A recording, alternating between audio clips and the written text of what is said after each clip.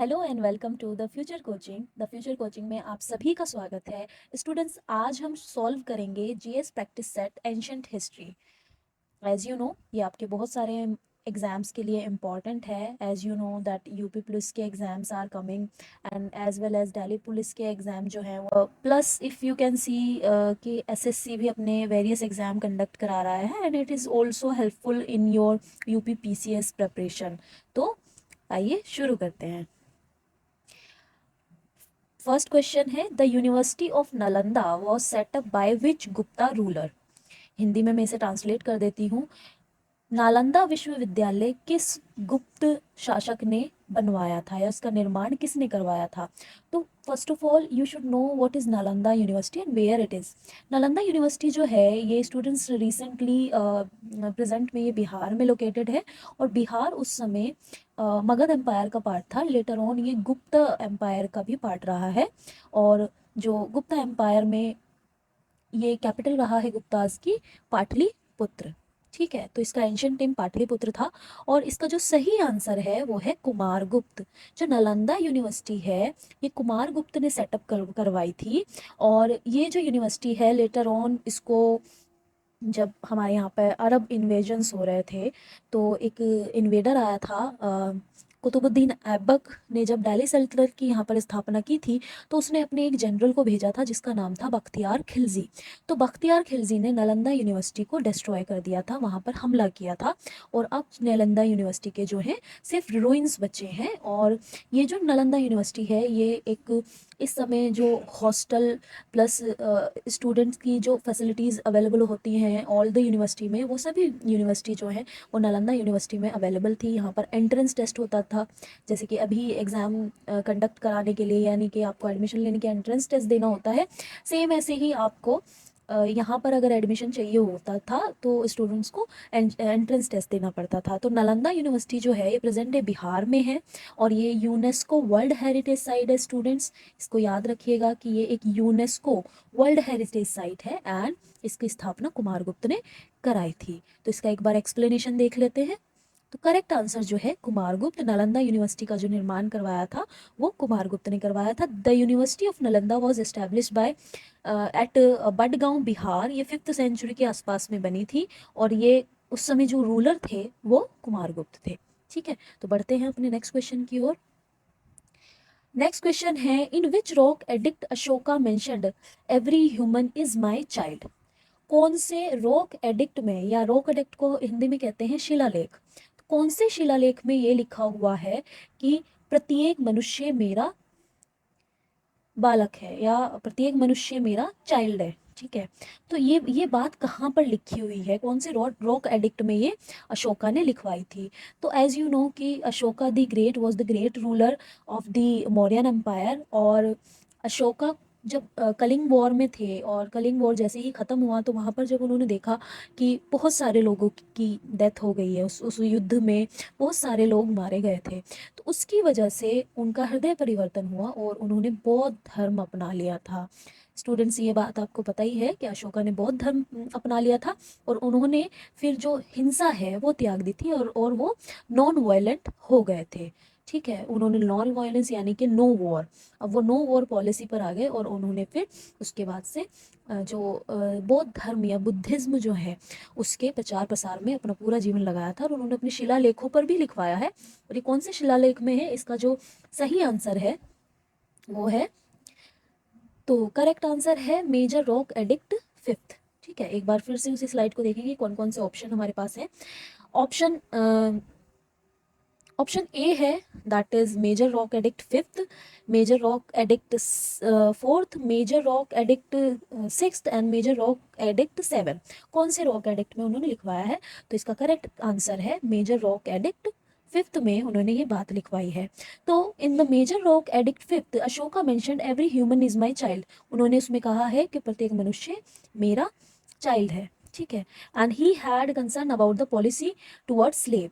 तो you know कि उस समय जो स्लेव ट्रेड था उस समय वो होता था जैसे कि कोई भी रूलर किसी राज्य पे क्या करता था, अटैक करता था।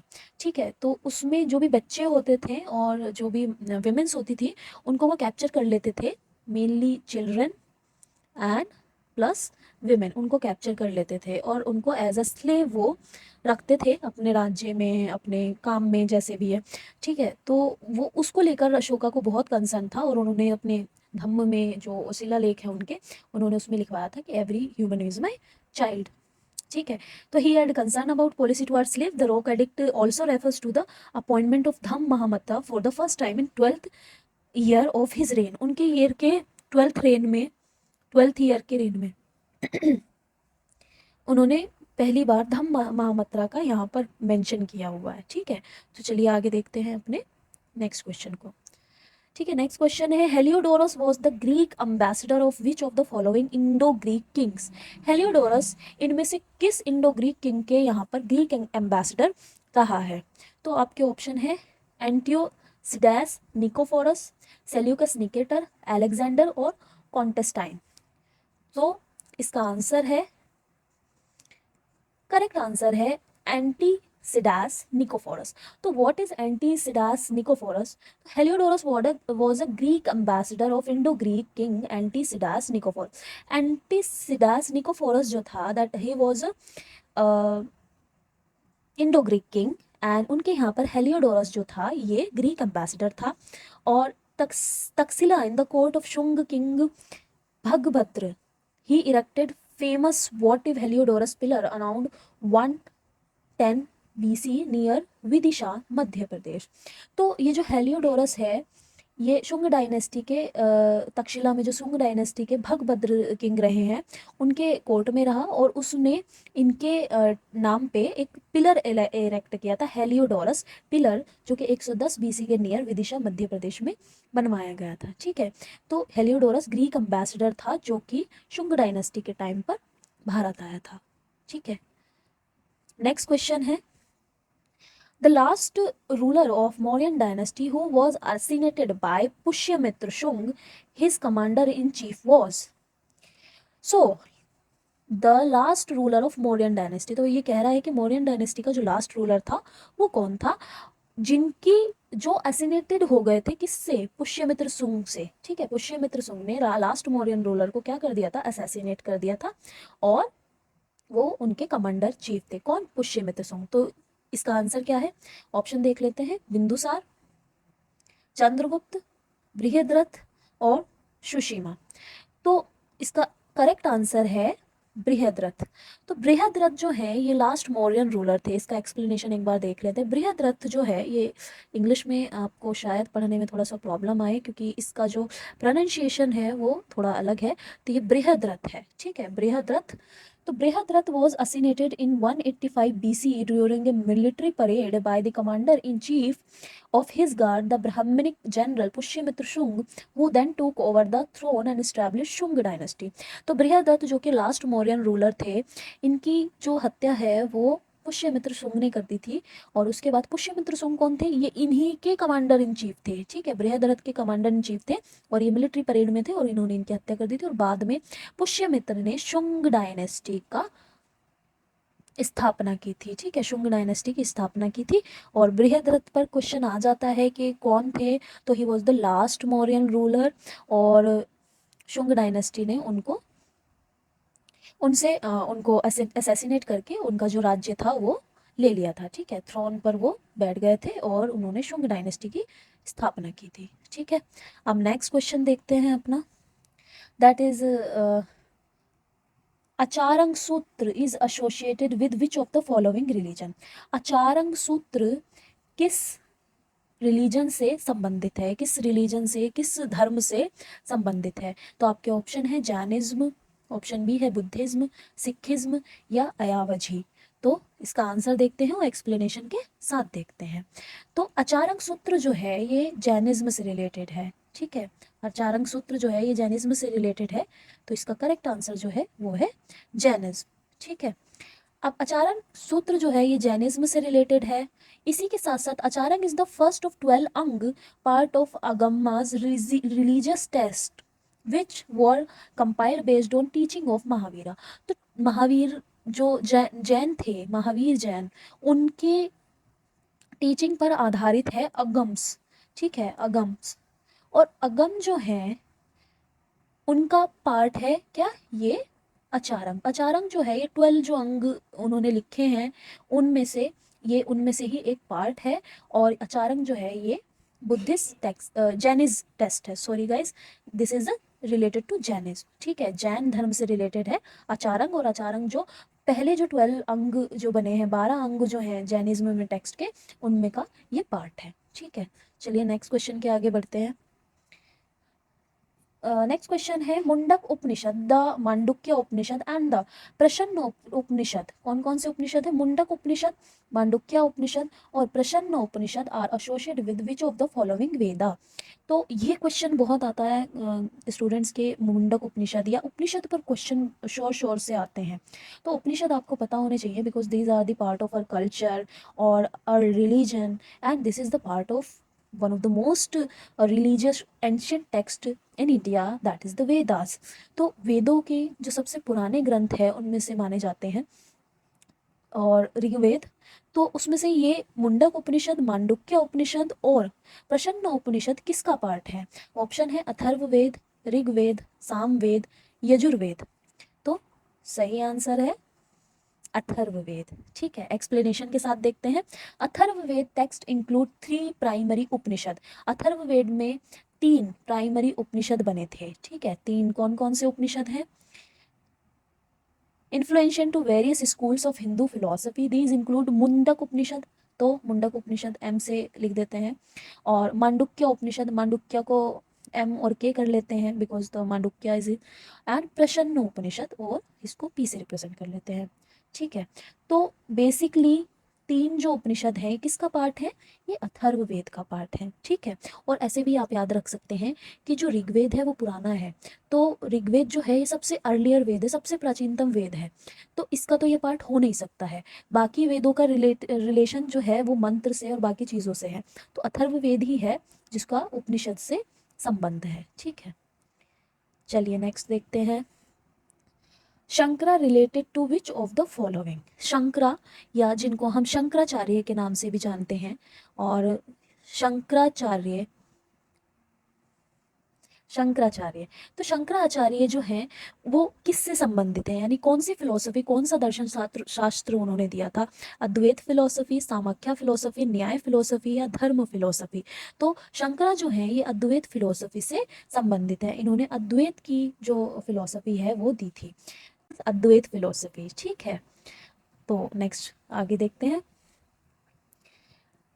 Question number 8. Who among the following is considered to organize a confederacy of 10 tribe or kings against Sudas?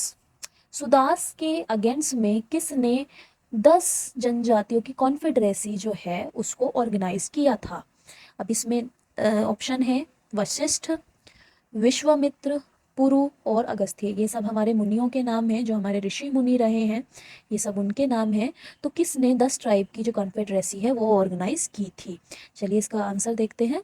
He was Vishwamitra, ठीक है। तो गुरु विश्वामित्र या मुनि विश्वामित्र जो हैं उन्होंने the battle of 10 king was fort between Sudas, a Bharata king of Tristu family and the confederacy of 10 well known tribes। तो सुदास जो थे ये एक भारत किंग थे, ठीक है, भारत क्लेन से जो बिलोंग करते थे, जिस क्लेन के ऊपर ही हमारे कंट्री का नाम जो है वो भारत है, तो ये भारत क्लेन के, भारत ट्राइब के से फैमिली से बिलोंग करते थे। इनके बीच में और जो गुरु विश्वामित्र है उनके बीच में एक बैटल हुआ था जिसे बैटल ऑफ 10 किंग्स के नाम से भी जाना जाता है। और उस बैटल में इन्होंने जो विश्वामित्र हैं इन्होंने 10 ट्राइब्स को ऑर्गेनाइज किया था एक कॉन्फेडरेंसी में, ठीक है। कौन कौन सी? पुरु, यदु, तुर्वासु, अनु, ध्रुया, अलीना, पख्था, बालानाश, शिवा और विशानन, ठीक है। And in the bloody and decisive battle on the banks of river Purushni, ठीक है, ये बैंक्स ऑफ रिवर पुरुषनी नदी जो है ये यहाँ पर हुआ था, और भारताज इमर्ज विक्टोरियस, और इसमें जो भारताज थे ये जीत गए थे। The reason behind the war is rivalry between Vishwamitra and Vashishtha. और इसका जो रीजन था इस युद्ध का, वो विश्वामित्र और वशिष्ठ जो थे दोनों ऋषि मुनि, उनके बीच में जो विवाद रहता था वो था, ठीक है। तो विश्वामित्र ने 10 ट्राइब्स की क्या बनाई थी? कॉन्फेडरेंसी ऑर्गेनाइज की थी। चलिए नेक्स्ट देखते हैं। नेक्स्ट क्वेश्चन है which of the following era communities represent Jorwe culture. तो ये बहुत फेमस सा क्वेश्चन है कि जॉरवे कल्चर क्या था और ये किस उसमें एरा में रिप्रेजेंट हुआ। तो पहला हमारा ऑप्शन है Vedic era, chalcolithic era, palaeolithic era, later Vedic era. तो इसका जो सही आंसर है वो है कैल्कोलिथिक या चैल्कोलिथिक। ठीक है, तो आपको पता ही है कि एक ताम्रकाल भी आया था, ठीक है, prior to Indus valley civilisation. एक ताम्रकाल था कैल्कोलिथिक, या जिसको कॉपर के नाम से भी जाना जाता है और हम अपनी लैंग्वेज में उसे कहते हैं तांबा। तो उस समय उसका बहुत ज़्यादा यूज़ हो रहा था। तो उस एरा में एक जॉरवे कल्चर था जो कि बहुत पॉपुलर था, and this is a popularly known as Jorwe culture. तो Jorwe culture was a chalcolithic archaeological culture mostly spread in Maharashtra and Madhya Pradesh. तो ये जो कल्चर था, ये कैलकोलिथिक आर्कियोलॉजिकल कल्चर था। बेसिकली कॉपर मेडेड जो चीज़ें थी वो सब इस कल्चर में पाई गई थी, वो इस कल्चर का पार्ट थी, और ये महाराष्ट्र और मध्य प्रदेश में बहुत ज़्यादा पॉपुलर था। नेक्स्ट क्वेश्चन है who among the following first postulated that all object in physical universe are reducible to finite number of atoms. किसने सबसे पहले ये कहा था कि यूनिवर्स में सभी जो ऑब्जेक्ट है इन द फिजिकल यूनिवर्स वो छोटे छोटे एटम में, फिनिट एटम्स में रिड्यूस किए जा सकते हैं। तो ये पहले ही ये फिलॉसफी हमारे भारत में दी जा चुकी है, ठीक है। तो ब्रिटिशर्स के या अदर कंट्रीज़ के खोजने से पहले ही ये ऑप्शन देख लेते हैं। महर्षि कपिल, महर्षि कनाद, महर्षि व्यास और महर्षि पतंजलि। तो इसका सही आंसर है महर्षि कनाद। तो महर्षि कनाद ने किसी के भी डिक्लेयर करने से पहले ही कह दिया था कि जितने भी ऑब्जेक्ट हैं यूनिवर्स में, whether it is earth, whether it the sun, whether it is a minute amoeba, या फिर छोटे से छोटा या बड़े से बड़ा कुछ भी हो, वेदर इट इज़ वेल और वेदर इट इज़ स्टोन और whether it is a mountain like Mount Everest, तो it can be convert into minutes, माइनट से एटम्स में ये कन्वर्ट हो सकता है, रिड्यूस किया जाता है, किया जा सकता है, ठीक है। तो पहले ही महर्षि कन्नाद ने ये कह दिया था एटम्स की खोज होने से भी पहले, ठीक है। चलिए नेक्स्ट क्वेश्चन देख लेते हैं। Which of the following was the head of the board of infantry in Mauryan administration? Mauryan administration या प्रशासन में जो इन्फेंट्री है, यानी कि जो पैदल जो आर्मी होती थी, सेना होती थी, उसको कौन लीड करता था, कौन उसका सुप्रीमो होता था? तो पदक्ष पदाध्यक्ष, राष्ट्रीय अध्यक्ष, अश्वाध्यक्ष और हस्ताध्यक्ष। तो इसका जो सही आंसर है वो हमें ऑप्शन ए लग रहा है, बाकी आई एम श्योर, ठीक है, पदाध्यक्ष। ठीक, तो the war office which carried out in administration of different branches of the army consider 3 boards. इसमें 3 बोर्ड होते थे, board of admiralty, infantry, cavalry, war chariot, war elephant, transport and supervision. अब इसमें हम बात कर लेते हैं इन्फेंट्री की। इन्फेंट्री बेसिकली क्या होती है, जो पैदल सेना होती है उसे इन्फेंट्री कह देते हैं। कावलरी बेसिकली किसे कहते हैं, जो घुड़सवार होते हैं, ठीक है, जो हॉर्सेस वगैरह होते हैं, ठीक है। वॉर चैरियट में रथ आ जाते हैं हमारे, ठीक है। वॉर एलिफेंट में ऑब्वियसली बात है, नाम ही एलिफेंट है, तो जो एलिफेंट से रिलेटेड होंगे वो ट्रांसपोर्ट और सुपरविजन होता है, ठीक है। तो इन्फेंट्री को क्या कहते थे, जो पैदल यात्रा, पैदल जो सेना होती थी उसको क्या कहते थे, पदाध्यक्ष, ठीक है। हमारा नेक्स्ट क्वेश्चन है Which of the following refers to the tax paid only in cash during the Mauryan period? Mauryan period में कैश में जो टैक्स पे किया जाता था वह उसका क्या नाम है? तो ऑप्शन है भागा, बलि, हिरण्य और कारा। तो सही आंसर है हिरण्य, ठीक है। ठीक है, तो हिरण्य जो टैक्स है this is only paid in cash, बाकी सब जो हैं वो अलग अलग तरह से लैंड रेवेन्यू और इन सब पे लेविड होते थे। जैसे कि अगर हम बलि की बात करें विच मीन्स लैंड टैक्स, ये लैंड टैक्स होता था और मेन आइटम होता था रेवेन्यू का, ये 1/6 ऑफ द प्रोड्यूस पर लगाया जाता था। मतलब आपको पैसा नहीं देना है इसमें, आप उस लैंड से जो भी क्रॉप आपकी उगेगी, ठीक है, उस क्रॉप का आपको 1/6 प्रोड्यूस जो है वो आपको राजा के खजाने में जमा करवाना होगा, ठीक है। जो भी सेंट्रल उनकी गवर्नमेंट होती थी वहाँ पर जमा करवाना होता था। और पीजेंट हैड टू पे मैनी अदर टैक्स, पिना, कारा और ये सब, बट जो हिरण्य था ये कैश में दिया जाता था। कारा फ्रूट्स और फ्लावर पे लगाया जाता था, लेकिन जो कैश में लगाया जाता था वो हिरण्य लगाया जाता था, ठीक है। नेक्स्ट क्वेश्चन अपना देख लेते हैं। Pranaya refers to which of the following? What is Pranaya? Pranaya किससे संबंधित है? Fruits tax, liquor tax, emergency tax और सेल्स टैक्स। तो इसका सही आंसर है इमरजेंसी टैक्स। तो कौटिल्य और चाणक्य जो है उन्होंने ये मेंशन किया है कि इमरजेंसी में भी एक टैक्स लगाना चाहिए, जिसे लगाया जाता था, जिसे प्रण्य और एडिशनल लेवीज टैक्स के नाम से जाना जाता है। ये जैसे कि आपको पता ही है कि इमरजेंसी मीन्स कि अगर वॉर चल रही है तो वॉर में बहुत सारा पैसा, बहुत सारा रिसोर्स जो है ये चला जाता है। तो उसकी वजह से क्या होता है, जो ट्रेजरी है यानी कि जो खजाना है वो खाली हो जाता है, ट्रेजरी जो है, कोष जो है वो खाली हो जाता है। तो एक इमरजेंसी टैक्स जो है प्रण्य के रूप में लगाया जाता है। जैसे कि आपको याद हो कि कोविड-19 के टाइम पे पीएम केयर्स फंड के नाम से हमारा एक फंड बना था, ठीक है, पीएम केयर्स फंड के नाम से बना था। ये एक तरह का इमरजेंसी टैक्स था और बाद में पीएम केयर्स फंड से बहुत सारे प्रोजेक्ट्स जो हैं उनको हेल्प दी गई थी। जैसे कि पीएम कोविड-19 में जिनके पेरेंट्स की डेथ हो गई थी उनको सहायता दी गई थी, आर्थिक सहायता, और बाकी प्रोजेक्ट्स भी इससे जैसे कि मेडिकल इक्विपमेंट्स, ये सब, इन सबको भी इससे स्पॉन्सर किया गया था इस फंड के थ्रू, ठीक है। तो ये एक तरह का इमरजेंसी फंड हम कह सकते हैं। तो उस समय भी ऐसा होता था। नेक्स्ट क्वेश्चन है, which of the following ruler served as the both Mahadandanayaka as well as Mahasandhi Vigraha का, ठीक है। अब महादंडनायक क्या होता है और महासंधि विग्रही का क्या होता है ये हम जानेंगे। पहले ऑप्शन देख लेते हैं। चंद्रगुप्त फर्स्ट, समुद्रगुप्त, स्कंदगुप्त या चंद्रगुप्त सेकंड।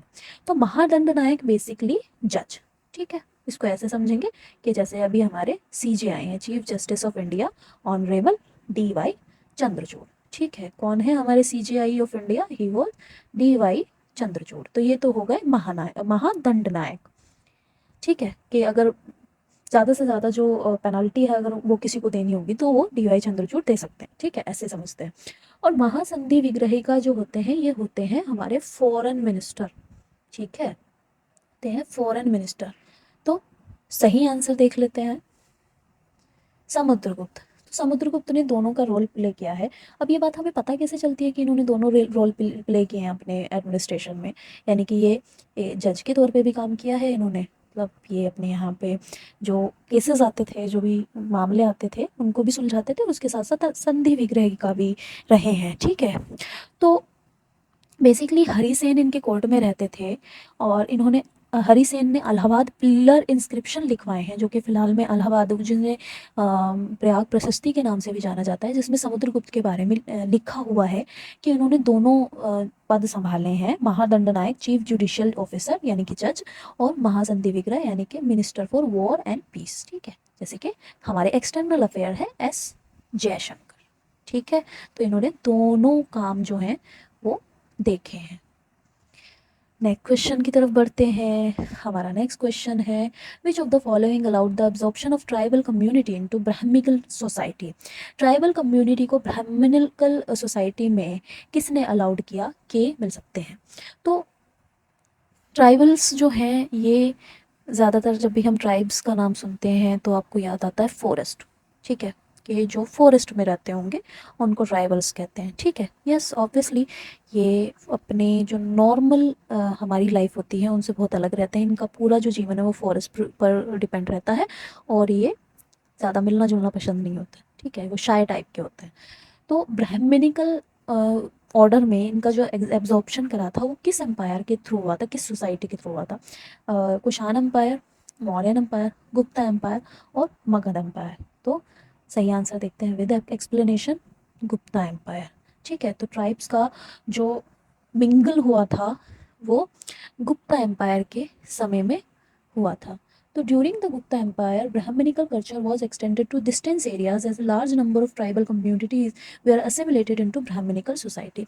गुप्ता एम्पायर जो कि आपको पता ही है कि इंडिया के जो नेपोलियन है उनके नाम से किसे जाना जाता है, Indian Napoleon, he is Samudragupta. और समुद्रगुप्त ने जो राज्य है अपना इंडिया का ये फार साउथ तक भी पहुंचा दिया था, ठीक है। तो if we can say India को अगर हम कंसीडर करते हैं तो like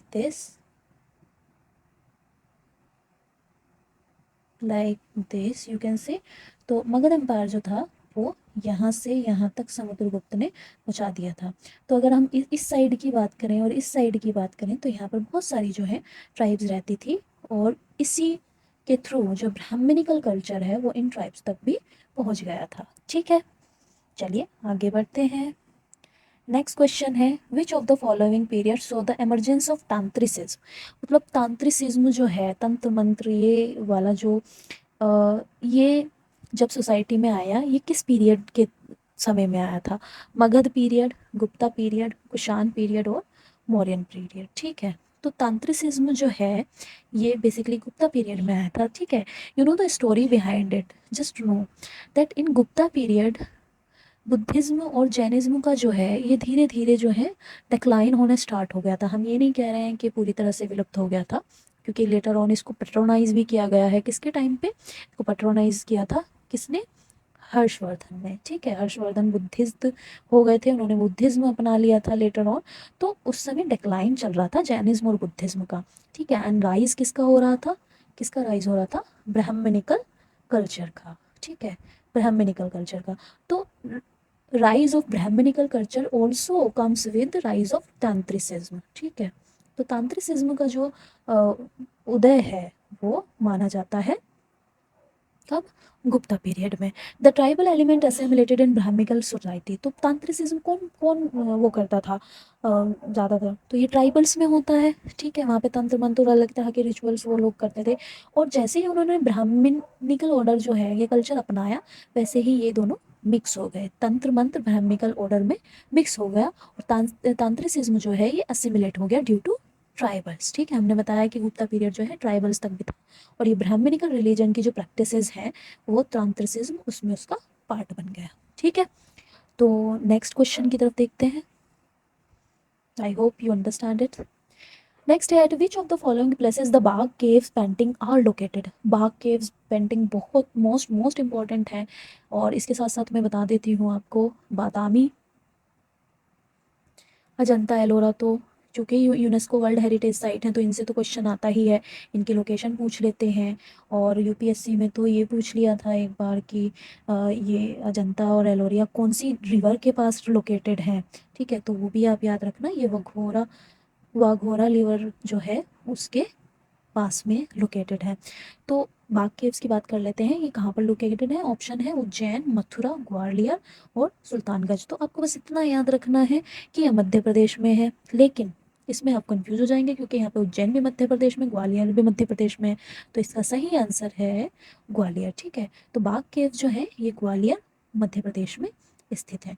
during the Gupta period Buddhist art became prominent. Buddhist art बहुत प्रोमिनेंट हो गया था ड्यूरिंग द गुप्ता पीरियड, और उसके बाद से ही इसका फाइनेस्ट एग्जाम्पल आपने देखा होगा अजंता केव्स में। ठीक है, और बाग केव पेंटिंग जो है ये ग्वालियर में बनी है, और ये भी बुद्धिस्ट आर्ट का ही एक एग्जाम्पल है, और ये काफ़ी सिंपल है as compare to Ajanta cave paintings. ठीक है, तो ये मध्य प्रदेश, ग्वालियर मध्य प्रदेश नाम याद रखेंगे। नेक्स्ट क्वेश्चन है, which of the following poet described Harisena as powerful, truthful, bountiful, glorious, lofty and penetrating critic of ethical and economic compendia. कौन से पोएट ने ये बात कही है हरिसेन के बारे में कि he is a powerful, truthful, bountiful, glorious, lofty and penetrative critic of ethical and economic compendia? तो ये बात किसने कही है? आपके ऑप्शन है कालिदास, दंडिन, अमरसिम्हा या सर्वसेन। ठीक है, तो आपका सही आंसर है दंडिन। ठीक है, तो दंडिन उनके समय पे रहे हैं, और उन्होंने Dandin describe Vakataka ruler Harisena as a powerful, truthful, bountiful, glorious, lofty and penetrating critic of ethical and economic compendia. Dandin was a poet of 6th century. ये 6th सेंचुरी में पोएट थे दंडिन, का नाम आपने सुना होगा, और इन्होंने उनको हरिसेन, जो राजा वाकाटक रूलर हरिसेन है, उनको ये स्टेटमेंट उनके बारे में कही है। ठीक है, नेक्स्ट क्वेश्चन है, which of the following kings fought with Parasikas. Parasikas के साथ किस किंग ने युद्ध किया था? ठीक है, कौन फोर्ट किया था? तो वाक पत्री राजा, यशोवर्मन, मनोरथावर्मन या भोगवर्मन।